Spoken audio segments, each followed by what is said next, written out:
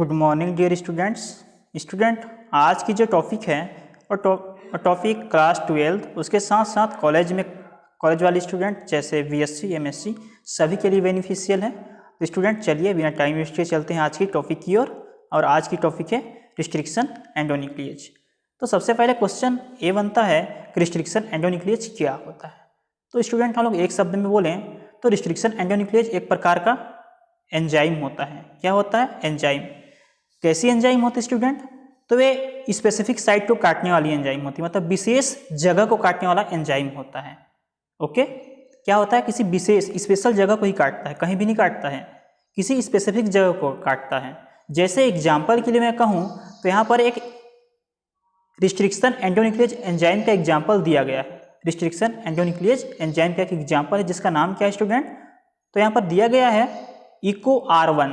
क्या है? Eco R1। इस जो इको R1 जो एंजाइम होते हैं वो इशरिशिया जो कोलाई ई कोलाई जो बैक्टीरिया होता है आप लोग जानते होंगे, उसी में पाया जाता है। कौन? इको R1 जो एंजाइम होता है वो। ओके स्टूडेंट, और ये क्या करता है? एक स्पेशल जगह को काटता है। तो डीएनए के किस जगह को काटता है? यहाँ पर डीएनए का डायग्राम दिया हुआ है, आप लोग देख सकते हैं। क्या है? डीएनए है। ओके, यहाँ पर डीएनए का डायग्राम दिया हुआ है। इसके किस जगह को काट रहा है वो? तो ये 5 प्राइम से 5 प्राइम और 3 प्राइम से काटता है। तो 5 प्राइम से 3 प्राइम लोग देखें तो ये जी और ए के बीच में काट रहा है। कहाँ पर? जी और ए। जी मतलब क्या है स्टूडेंट? जी आपका एक न्यूक्लियोटाइड, जी क्या है?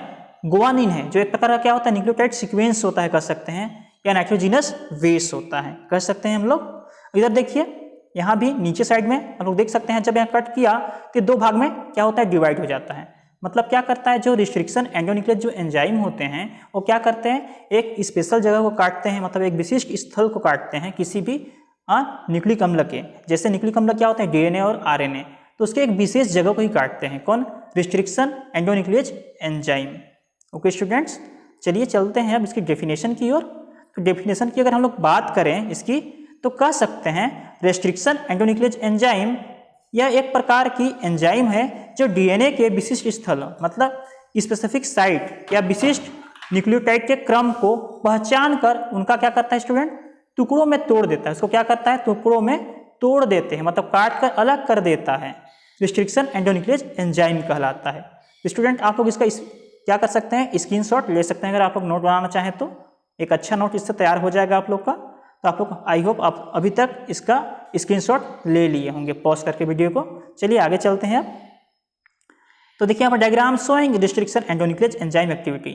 आप लोग जैसे मैं बताया ये क्या करता है, आप लोग का एक स्पेशल जगह को काटता है। जैसे यहाँ पर देखिए जी ए, और इधर भी देखिए जी ए, मतलब ये 5 प्राइम से 3 प्राइम को ही कट करता है स्टूडेंट, ध्यान दीजिएगा।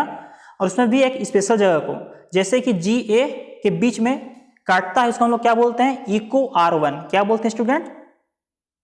उसका नाम क्या है? Eco R1। थोड़ा सा स्टूडेंट ध्यान दीजिए, क्या है? इको R1, जो किसमें पाया जाता है स्टूडेंट? मैं ऊपर में बताया था अभी, इशरिशिया कोलाई एक बैक्टीरिया होता है। ओके, ई कोलाई जिसको हम लोग शॉर्ट में बोलते हैं, उसी में पाया जाता है इको R1, जो जी और ए के बीच में, मतलब ग्वानिन और एडेनिन के बीच को, मतलब डीएनए के सीक्वेंस को या न्यूक्लियोटाइड सीक्वेंस बोले या क्या बोले? नाइट्रोजिनस बेस बोले, उसी के जी और ए के बीच को क्या करता है? कट करता है। मतलब ग्वानिन और एडेनिन के बीच को क्या करता है? कट करने का कार्य करता है, डाइजेस्ट करने का कार्य करता है। ओके स्टूडेंट, तो आप लोग इसको भी स्क्रीनशॉट ले सकते हैं। मैं आप लोग के लिए टाइम यहाँ पर दे रहा हूँ 1 सेकंड, तो पॉज करके वीडियो को अभी तक आप लोग स्क्रीनशॉट ले लिए होंगे। उसके बाद हम लोग आगे चलेंगे स्टूडेंट्स। तो देखिए आगे हम लोग बात करेंगे। तो रिस्ट्रिक्शन एंडोन्यूक्लिएज एंजाइम, जैसे कौन कौन से रिस्ट्रिक्शन एंडोन्यूक्लिएज एंजाइम होते हैं? जैसे यहाँ पर नाम कुछ दिया गया है, जैसे इको R1, जो कहाँ पाया जाता है? इस ई कोलाई में पाया जाता है। कहाँ पर? ई कोलाई जो बैक्टीरिया होता है, जस्ट अभी बताया था मैं कुछ देर पहले। ई कोलाई में क्या होता है? इको R1 एंडोन्यूक्लिएज एंजाइम पाए जाते हैं, रिस्ट्रिक्शन एंडोन्यूक्लिएज एंजाइम पाए जाते हैं। ओके स्टूडेंट, उसके बाद BAMH1 एक एंजाइम होता है। कौन सा? रिस्ट्रिक्शन एंजाइम होते हैं। HAND3, ये सभी क्या है? इको R1 की बात करें, BAMH1 की बात करें, HAND3 की बात करें, ठीक है, ये सभी क्या होते हैं? रिस्ट्रिक्शन एंडोन्यूक्लिएज एंजाइम होते हैं जो एक स्पेशल जगह को काटते हैं। ओके स्टूडेंट, और अलग अलग ऑर्गेनिज्म में पाए जाते हैं। देखिए फिर विशेषकर एंजाइम 4 से 6 न्यूक्लियोटाइड के बने खास क्रम को क्रम की पहचान करते हैं और यह पहचान स्थल क्या कहलाता है, रिकॉग्निशन साइट कहलाता है। तो जैसे कि स्टूडेंट आप लोग को अभी बताया था मैं कुछ देर पहले, इसमें देख सकते हैं रिकॉग्निशन साइट, मतलब जहां को पहचानते हैं वो क्या होता है, इसका रिकॉग्निशन साइट या पहचान स्थल कहलाता है। ओके स्टूडेंट, तो ध्यान दीजिए थोड़ा आगे। और इन स्थलों में डीएनए मतलब पैलियंड्रोम प्रकार का होता है। पैलियंड्रोम क्या होता है स्टूडेंट, उसको अभी बताऊंगा मैं, कुछ देर वेट कीजिए। ओके, पैलियंड्रोमिक डीएनए के दोनों स्ट्रैंड में बेसेस के क्रम को दोनों ओर से पढ़े जाने पर उसी प्रकार एक समान होते हैं, जिस प्रकार मैडम शब्द में अंग्रेजी के वर्णमाला उल्टे तथा सीधे रूप से एक समान होते हैं। तो जो पैलियंड्रोम जो डीएनए होते हैं स्टूडेंट, अगर उसके हम लोग न्यूक्लियोटाइड सीक्वेंस की बात करें, मतलब नाइट्रोजनस बेस सीक्वेंस की बात करें, तो लोग दोनों तरफ से पढ़ेंगे, 5 प्राइम टू 3 प्राइम लेफ्ट से और राइट से भी 5 प्राइम टू 3 प्राइम अगर हम लोग रीड करते हैं, उसको पढ़ते हैं तो एक ही सीक्वेंस आएगा। ओके, कैसे, जैसे एग्जांपल के लिए आप लोग यहाँ को बताता हूँ, मैं समझाने की कोशिश करता हूँ। ओके, तो आप लोग देख लीजिए क्या है, मैं लिख देता हूँ यहाँ पर मैडम, MADAM, मैडम। हम लोग अगर इसको इधर से पढ़ें तो MA आ रहा है, इधर से हम लोग पढ़ेंगे तो MAD आ रहा है, बीच में D है, ठीक है, MA और बीच में क्या है D। तो दोनों साइड से हम लोग पढ़ेंगे, लेफ्ट साइड से पढ़ें या राइट साइड से पढ़ें, दोनों साइड से हम लोग पढ़ेंगे तो क्या आएगा, एक ही वर्ड आएगा, एक ही सीक्वेंस आएगा। इसी को हम लोग क्या बोलते हैं, पैलियंड्रोम डीएनए बोलते हैं। ओके स्टूडेंट्स, क्या बोलते हैं, पैलियंड्रोम डीएनए कहते हैं। जो किसी भी दिशा से अगर हम लोग उसको क्या करें, पढ़ें तो क्या आएगा, एक ही सीक्वेंस आएगा, किसका, न्यूक्लियोटाइड का, जो डीएनए में होते हैं और आरएनए में पाए जाते हैं। ओके स्टूडेंट, इसको आप लोग स्क्रीनशॉट कर सकते हैं वीडियो को पॉज करके। उम्मीद है आप लोग अभी तक इसको स्क्रीनशॉट कर लिए होंगे पॉज करके। उसके बाद हम लोग आगे चलेंगे स्टूडेंट। देखिए नोट बना सकते हैं आप लोग, अच्छा नोट्स तैयार हो सकता है यहाँ से। तो देखिए उसी के हिसाब से मैं यहाँ कुछ थ्योरी को भी इंक्लूड किया हूँ ताकि आप लोग लिख सकें और अपना नोट्स कंप्लीट कर सकें। तो देखिए स्टूडेंट, पैलियंड्रोम क्या होता है, जस्ट अभी मैं बताया था कि पैलियंड्रोम क्या होते हैं। अब palindromic sequence is a nucleic acid sequence. तो जानते हैं कि जो न्यूक्लिक एसिड होता है कितने टाइप का होता है, 2 टाइप का होता है। क्या क्या होता है, डीएनए होता है और क्या होता है, आरएनए होता है। इसी में क्या होते हैं, नाइट्रोजनस बेस के सीक्वेंस होते हैं, न्यूक्लियोटाइड सीक्वेंस होते हैं। ओके, डीएनए और RNA molecules were in reading in certain direction, example 5 prime to 3 prime में बताया था, ये 5 प्राइम से 3 प्राइम में ही कट करते हैं, डाइजेस्ट करते हैं किसको, सीक्वेंस को। Okay, on one strand match the sequence reading in the opposite direction, मतलब दोनों डायरेक्शन से क्या होंगे, सेम पाए जाते हैं।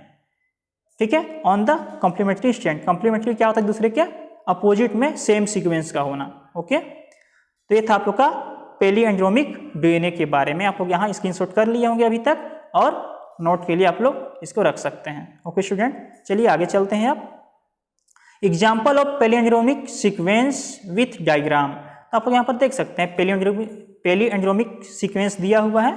ये देखिए आपका GA, इधर भी क्या है GA, इधर से 5 प्राइम से 3 प्राइम, इधर भी क्या है 5 प्राइम से 3 प्राइम है। तो ये क्या है आप लोग का पैलियंड्रोमिक डीएनए।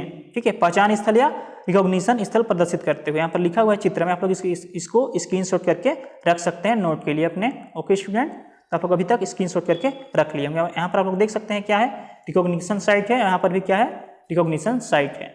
ओके, तो चलिए आगे चलते हैं हम लोग। टाइप्स ऑफ रिस्ट्रिक्शन एंडोन्यूक्लिएज, तो ये कितने टाइप के होते हैं स्टूडेंट, 2 टाइप के होते हैं। कितने टाइप के होते हैं, 2 प्रकार के होते हैं। पहला होता है एंजाइम ऑफ फर्स्ट क्लास, मतलब प्रथम वर्ग के एंजाइम, और दूसरा होता है एंजाइम ऑफ सेकंड क्लास, द्वितीय वर्ग के एंजाइम। तो चलिए स्टूडेंट, मतलब 1 बाय 1 करके इसको समझने का प्रयास करते हैं। तो जो पहला प्रकार होता है वो होता है, थोड़ा जूम करते हैं इसको ताकि आप लोग को अच्छे से समझ में आए। देखिए पहला है एंजाइम ऑफ फर्स्ट क्लास, प्रथम वर्ग के एंजाइम।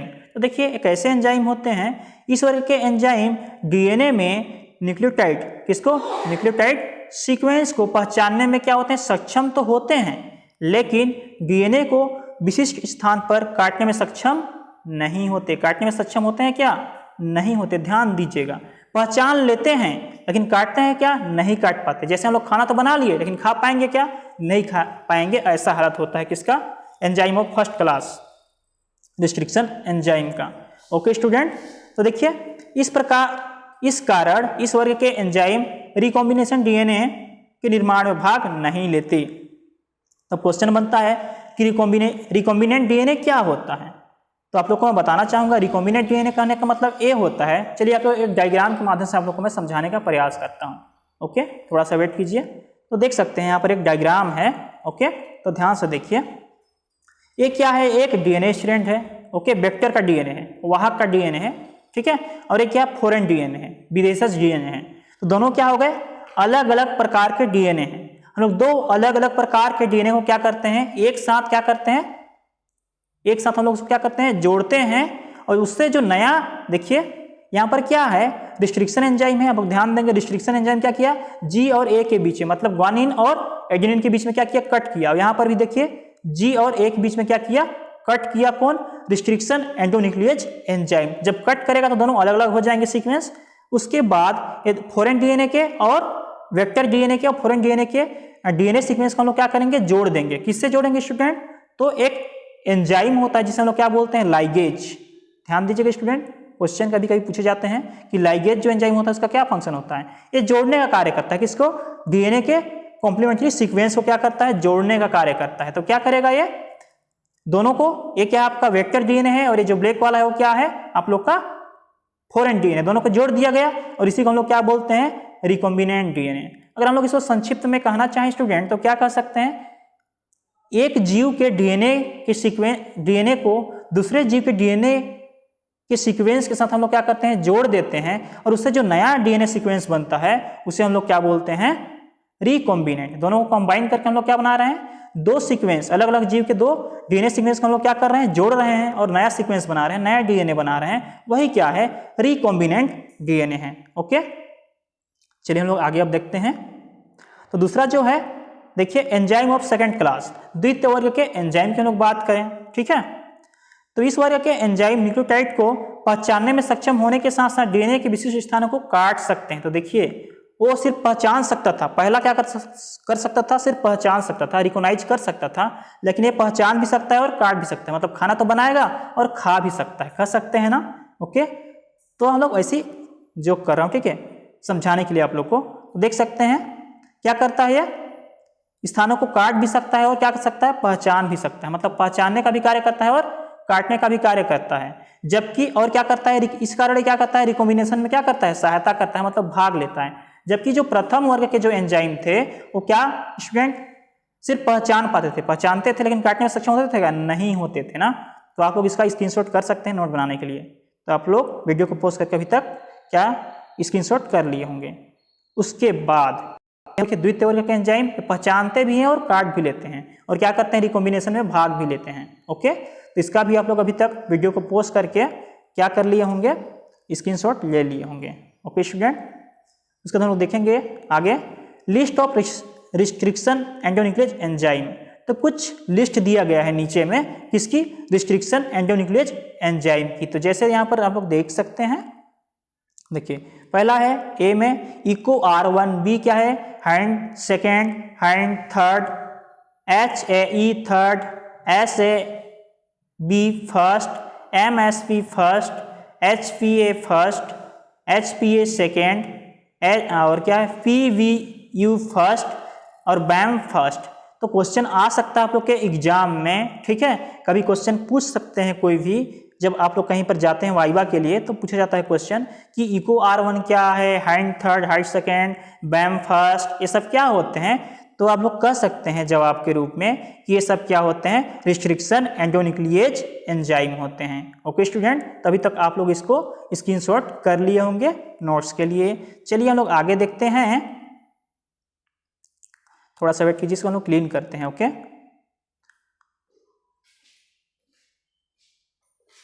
तो चलिए स्टूडेंट हम लोग अगला टॉपिक देखने वाले हैं, mechanism of restriction endonuclease enzyme.